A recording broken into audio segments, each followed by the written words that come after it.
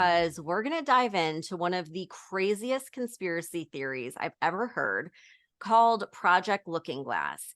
And it's definitely a wild one, but it's really fun to just contemplate. So just keep an open mind with this one and wait till the end because there's like a lot of weird little bits about it. So, allegedly, Project Looking Glass is the secret government program where they have the technology to view the future. Now, this conspiracy comes from whistleblowers that supposedly worked on this project. And I believe the first time this came out was in 1989 with Bob Lazar, where he went on the news and started sharing these government projects he was working on. Then in the early 2000s, there was this other guy who allegedly worked on this same project. His name was Dan Burrish, and he was interviewed by Carrie Cassidy for Project Camelot. And he claimed that he was literally being hunted by the men in black for exposing these secrets. And he claimed that US intelligence agencies had several devices that they built using instructions that were found in ancient Sumerian and Egyptian tombs. And if you watch the interview, like he's a very strange character. So it's like, I don't think a lot of people really took any of this seriously. One device was dubbed the yellow cube, and according to this Dan Burrish, it was used by global leaders to get a glimpse into the future. And then, like, in return for favors, the CIA would allegedly like hand the cube around from country to country, allowing elites to see their own potential futures so that they could gain an advantage. And the elites eventually discovered that the future isn't set in stone. Instead, it's like this vast field of probabilities, and the results are determined by your present actions. So they did what anyone else would do. They attempted to use this like knowledge and manipulate the timeline in their favor. And over time, because of what they were up to, a new timeline presented itself and was not a good one. And they saw the future where the entire planet was destroyed, and their use of this yellow cube was to blame for that. So then they just like shelved the yellow cube and folded the whole project, and it just went away. Okay, this is like the story from Dan Burrish. I was gonna say, like, is this a movie? Right. Oh my God, it totally sounds like a movie. Yeah. And like there's been a lot of different myths about devices like this, like throughout the ages. Italian Benedictine monk Pellegrino Ernetti in 1920, I guess he was born in 1925. So in the early 1900s, he claimed that the Vatican owned a chronovisor, which allowed them to view historical events such as Cicero's speeches, Napoleon's raids, and the crucifixion of Jesus. And while I don't know that like I would believe any of this, it is an interesting and fun topic to talk about. And I think like with every single conspiracy theory out there, there's usually some sort of a hint of truth behind it. And like that's kind of what I'm interested in is like, what can we figure out from like all these stories? So the most recent whistleblower is, I think, the one that really made people perk up and pay attention. This man's name is Bob Wood. He was in the military from 1991 to 2001 and part of a special unit called SEAL Team 6. And through this, he had access to Project Looking Glass. So I'm going to play a clip. It's kind of a long clip, but I think he does a pretty good job of explaining the whole gist of it. And he's discussing these elites seeing the same outcome over and over and over that were not in their favor. Which, looking into the, magic mirror and always getting the same answer. Well, if you were always getting the exact opposite of the answer that you wanted, you'd stop talking to the mirror. And that's essentially what happened with Looking Glass. Is no longer, not only did they not want people to use it anymore because they knew it was just going to burp out the same thing, but at the same time, they didn't want anybody else to know what it was saying, I'm sure. Because That they would lose control. because that information was a monumental concern when I was in the military about how to prevent this inevitability. Now, at first, I thought it was end of the world. Now I see end of the world as end of their world. It's an inevitable event. It's been forecast, it's been predicted, it's been fed to us in a slop trough of what they want us to believe will happen. But they don't. However, know. they don't actually have control over what happens. They only have control over the reaction, and it seems that no matter what they tried to do to cause their desired reaction, it's going to have an opposite effect. Interesting. Now, it's much easier for me to explain today what that process is as opposed to back then. But if I had to give it a name, I would say it's the awakening process. It's an evolution of consciousness that cannot, will not, and no matter what decisions or possibilities are injected into the equation, eventually it all resolves down to us all learning the truth and becoming aware of this massive dam of lies that has been built that keep us from knowing massive volume of information that we should convince everybody out there that for all intents and purposes, what we believe to be true eventually becomes true. If somebody convinces us that a major disaster is going to happen in the very near future, a major disaster happens in the very near future.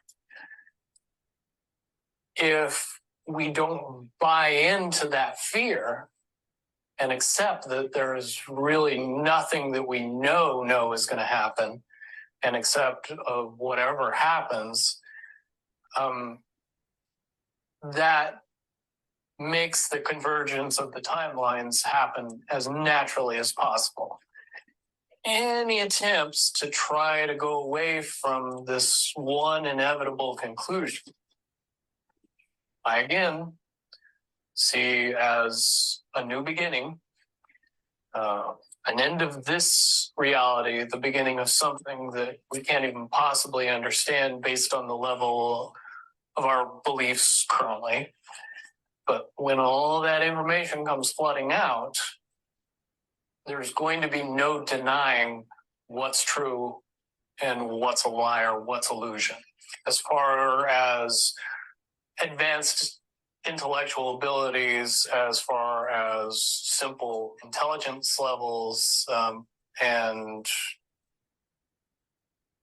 cognitive skills of the human race has increased exponentially in the past 20 years. And people that were 10 years old in 1991 are now 30 years old and fully awake and conscious of this burning inside that says, I am a lot more than what I see in them. Okay, so Tara, he's basically saying that the elites know that if they make the world fearful of something, it will happen. That's manifestation, like we, used to talk about on Mondays. And it's really interesting because on Friday, we were talking about kind of this agenda of like making everyone afraid through COVID and how like that's not working anymore, making everyone afraid that the world's going to end because of climate change and how that's not really working anymore. Even bringing out the aliens and like no one really cares. No one's afraid of it. So anyhow, like that is what made me want to dive into this more and do this episode. And I thought, like, what if the governments and the people in power knew about manifestation and have always known and have always been using it for millennia and keeping it a secret to control the masses. And then they put these ideas out there, whether it's through media, movies, TV, or even through conspiracy theories, to get the masses to not only think about it, but to fear it, knowing that strong emotion is going to give power to it. And then we basically manifest it for them because you have so many people fearing the same thing at the same time. And like what this guy is saying is that's exactly true. Like that is what they do. But past a certain point, they can no longer control the fact that the masses are becoming aware of it. Therefore, the elites are slowly losing their power.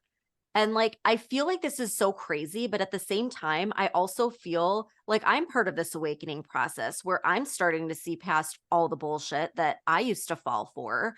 And so I don't know, Tara, like, what do you think? Is this a little too out there for you, or do you think there could be some truth tied in there? Well, okay, I'm gonna say this first. You know how I'm into like moon manifestation and moon Mhm. cycles and all that stuff.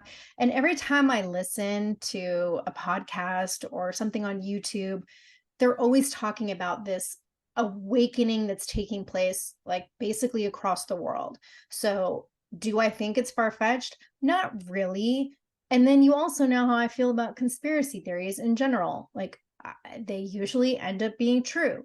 And is this one out there? Absolutely.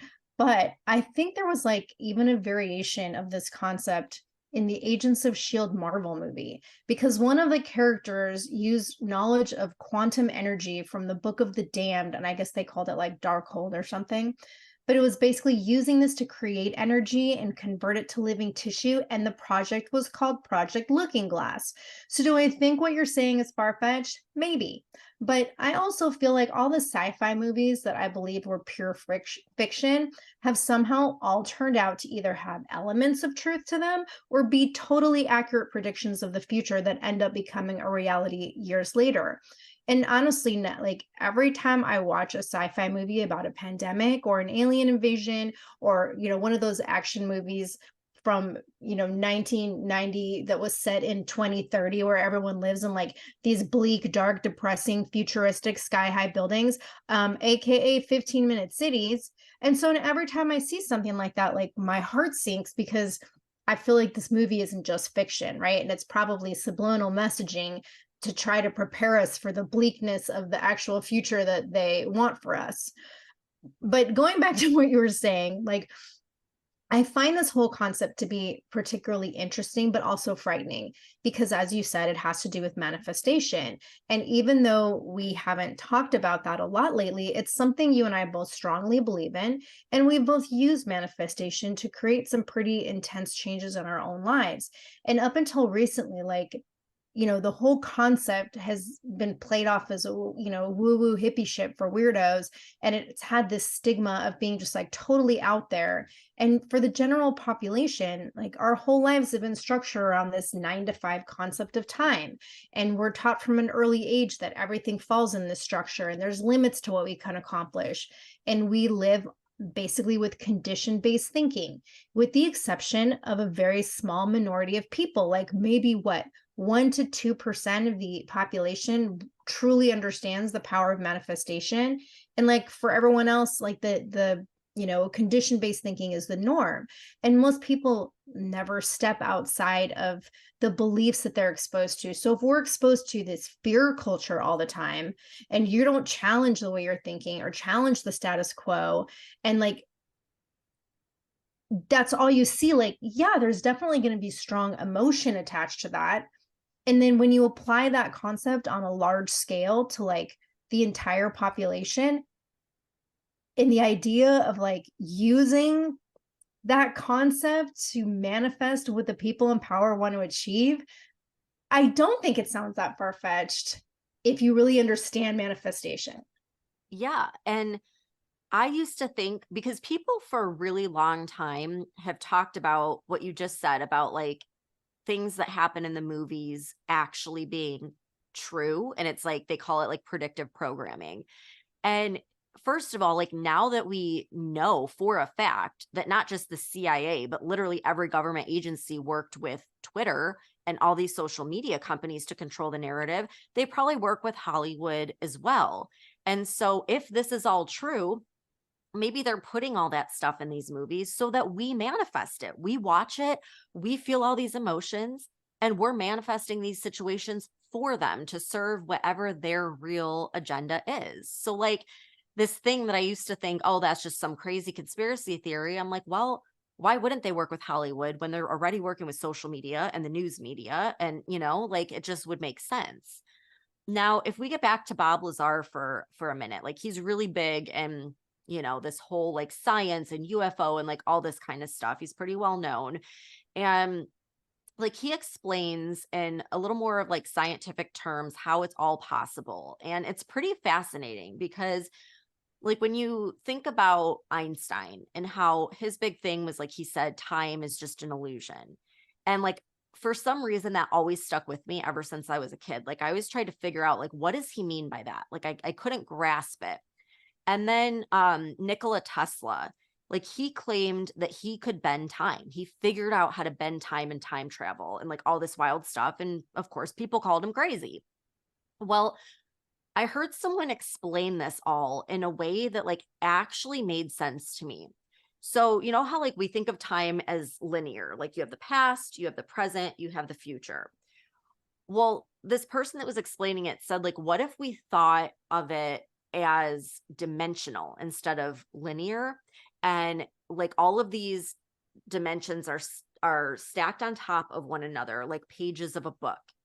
And instead of it being this like linear timeline, the timelines are going this way and they're all just stacked right on top of one another. And if you had a way with like a certain technology to look at another page or timeline, it would be just like opening up the book to any page. Like you can open up a book and there's the middle of the book or there's the end of the book. And obviously you want to go in chronological order, but you can open it up to any page. Like what if there was a device like Looking Glass that could do that? And remember when we did the episode on the UFO whistleblowers that came forward last month? I noticed that none of them used the term extraterrestrial. They kept using the term interdimensional. Like they were all very specific with that. Well, like what if all these timelines or dimensions or probabilities, whatever you want to call it, are stacked on one another like a book, and you have the means to peek at another page or turn to another page? Like then Project Looking Glass actually makes sense if you start getting into quantum physics.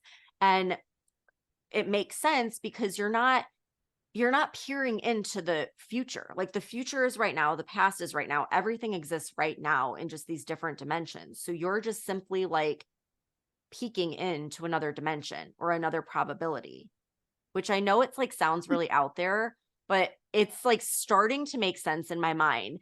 And Dan Burrish said that the Looking Glass didn't show definite answers. It only showed probabilities, which is exactly what the double slit experiment says in quantum physics, that there are an infinite number of probabilities at any given moment. They all exist all the time. And it's just like what you're tuning into. Which dimension are you tuning into? Which frequency? So anyhow, like according to Dan Burrish, the Looking Glass was 81% accurate. So there was a 19% chance that the outcome it showed wouldn't actually happen. And he said the elites would go to great lengths to try to keep the masses from this awakening, and that they would do all kinds of things to promote fear to try and retain their power. And again, like it makes me think of everything they've been doing since 2020 with COVID, doing everything possible to throw us into World War III with Russia and China, like all the crazy shit that they're doing at CERN with the Hadron Collider. And speaking of CERN, Tara, have you ever seen the CERN logo? Mm-mm. I'm not even kidding you. You can look it up. It is 666, which is like the mark of the beast. It's 3 6s all combined together.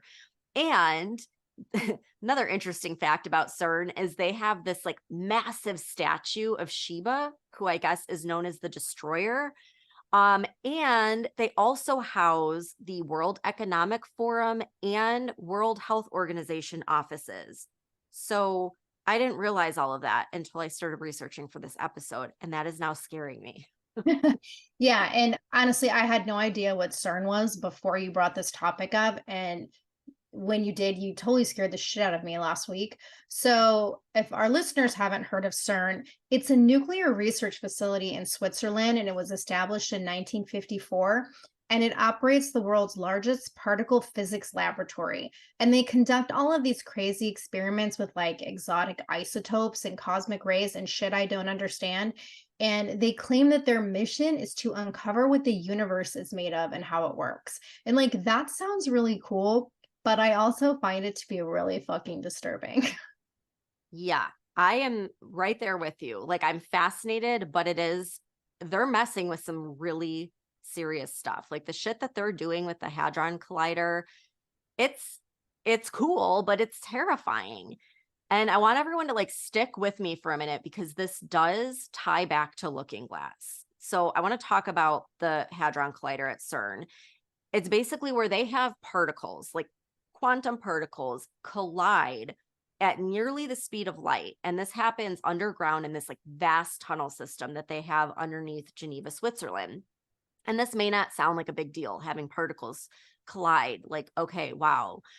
But it's creating so much energy in this collision that it actually recreates the conditions moments after the Big Bang, like the Big Bang that created the universe. This is what they're fucking around with at CERN. This should like concern people. And it's like, the way I look at it is they're trying to play God. Like it's just a little too on the fringe with this. And in fact, it's led to like a lot of really neat discoveries that our current understanding of physics can't explain. They discovered the Higgs boson particle, which is also called the God particle. It won the Nobel Prize in 2022. And through this, there is this understanding now that they think there may be a way to access other dimensions. And there are many physicists that have warned against what CERN is doing, saying we have no business colliding particles or creating antimatter, which is another thing they're doing, because we just don't know the catastrophic risks.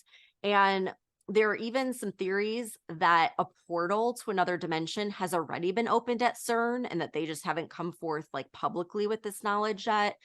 And so this is where Project Looking Glass actually seems plausible because like just think about this with from a common sense standpoint. You have 23 of some of the most powerful countries in the world that are members of CERN and are funding it. And even Japan and the US, they're not members, but they have observer status and are also funding projects there. And as I said earlier, the World Economic Forum and the World Health Organization have ties there. So like, why would there be so much interest and investment into something like this? Like perhaps they have knowledge of some sort of advanced technology like Looking Glass, and they're trying to build onto that.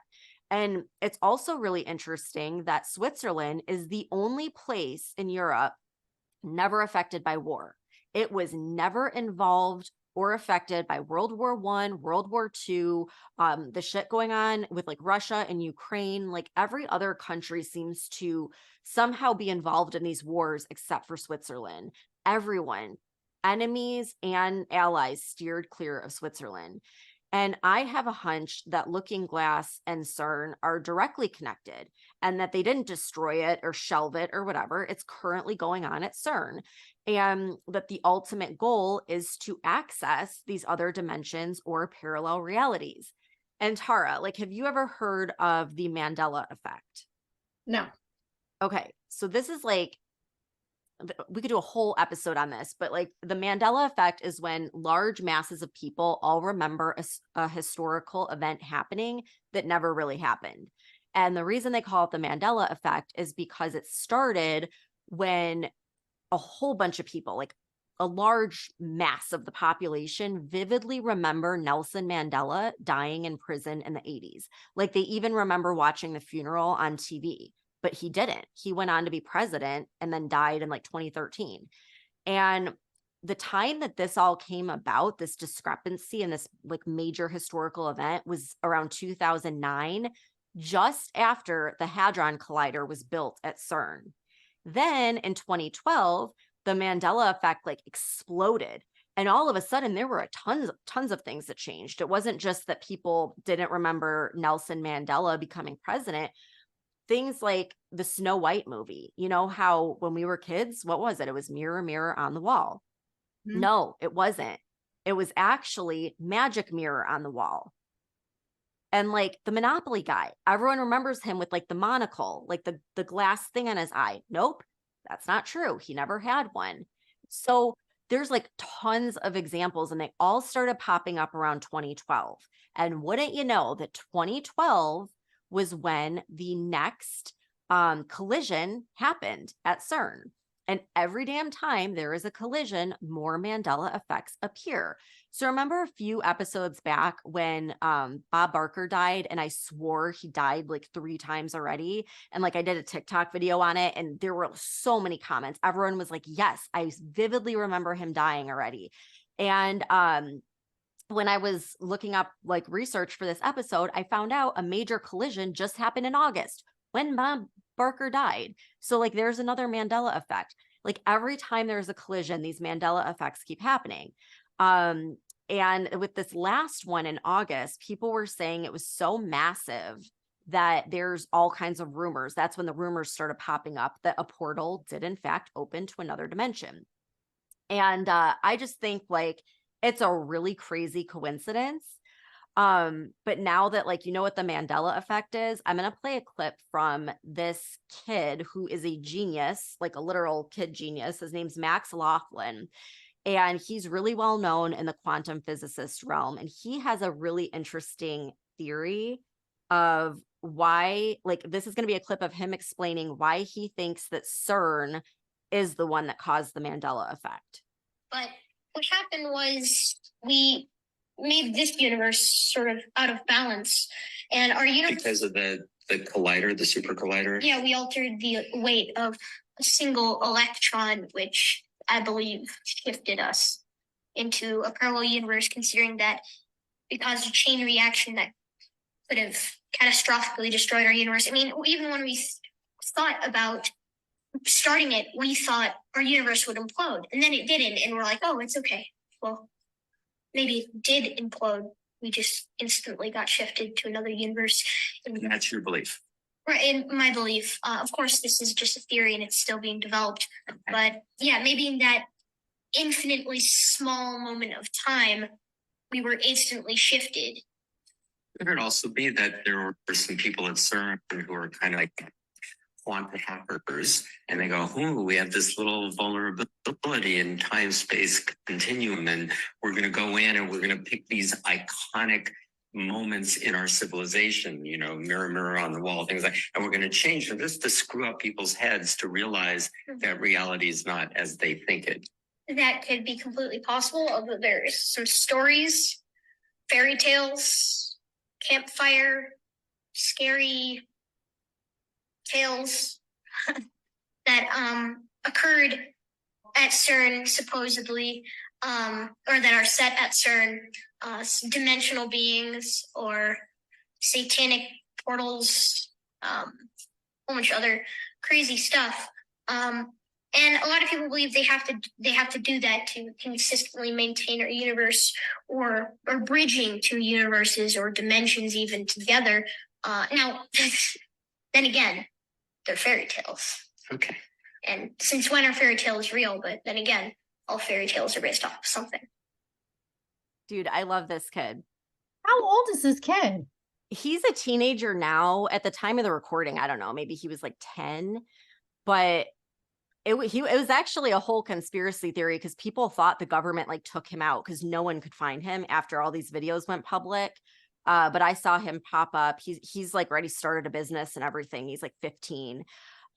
He's incredibly smart. And I love how he's just like, yeah, we thought that, you know, at CERN with the Hadron Collider, like the universe would just implode, but then it didn't. And it's like, okay, like So they thought that the universe would implode, but they did it anyways. Why? Like, this is why I'm like, why isn't anyone paying attention to this? So he thinks that the universe imploded and we were pushed into another parallel universe where everything is like almost the same, but there's just some of these things that are like slightly different, and that's why all of these Mandela effects have happened every time there's a collision. And he is actually the third physicist I've heard say that, which is pretty frightening about how CERN thought that the universe could implode, but they did it anyways. I've heard 3 physicists all say that have all worked with CERN. And I feel like at the end there, he was trying to hint to some of the conspiracies being true about these like elite satanic circles, because he had talked about like some of the satanic rituals and a portal being opened. And there's like a whole bunch of conspiracy theories on that. And I feel like he was kind of like trying to point people in that direction, like, oh, it's just a fairy tale, but there might be some truth to it. So that just got me even more interested. Do you ever watch like Paranormal Caught on Camera? No. Okay. So it's this show where like people send in their video clips of weird shit, and either it's something that they're purposely filming or like they were filming something else and then they look at the video later and see whatever weird thing happened in the background. And it's like now that everyone has cell phone cameras, like it's becoming more and more common that people are sending in not just like paranormal ghost stuff, but just really strange phenomena. And it's like the past few seasons, there's been people sending in videos of like glitch in the matrix type of things. And I remember one was like a whole freeway full of traffic that just froze for like 10 seconds. Like everyone in their car is frozen. And it was like, okay, are we resetting? Like what's going on here? And just like they've had really weird parallel universe stuff where things just are slightly off kilter from the way they're supposed to be. And I'm sure some of it's fake, but I think some of it is probably legitimate too. I think it's legitimate. Did I ever tell you what happened to me? I know I talked about it on my other podcast about like in my son's room by his crib, what I No. caught on camera. Okay, like it's so freaky. So we have like a camera in his room to, keep an eye on him or whatever. And in the middle of the night, it was like 3 a.m. or something, I hear a baby screaming, like blood curdling screams. And I you know, like jump out of my sleep, and then I don't hear it. So then I thought like, okay, it must have been a dream. So I go on the camera to look at my son's room, and there is a figure, like a shadowy, it wasn't like a person, it was just like a silhouette, like a shadowy figure standing at his crib, like looking over him. And he's just sitting there looking back at it. And I was like, okay, clearly I thought I was still maybe asleep, like still dreaming. And so I don't know why I just thought to like take a screenshot of it. And so I screenshotted it and threw my phone down, and I bust in his room, and there's nothing there, but he's sitting up just like, hey, mom, what's up? Kind of thing. And so I went back and looked at it, and sure as shit, like there was something there. And then I started playing with the saturation. And I mean, it was clear, like there was something there. I've showed it to so many people. I posted it online, and everyone's like, what the heck? And I saged the crap out of his room after that. But there was something there, and I never would have known if we didn't have a camera, but I couldn't see it like in person, but the camera could pick up on it. So I totally believe like that people see this stuff on camera. Yeah, and it's like it's one of my favorite shows because I love all the paranormal stuff. And they'll do stuff on Bigfoot and whatnot. And I don't pay as much attention to it, but I've just started noticing like there's just more weird things that don't fall in that realm of like ghost stuff and weird anomalous cloud formations and just like Mhm.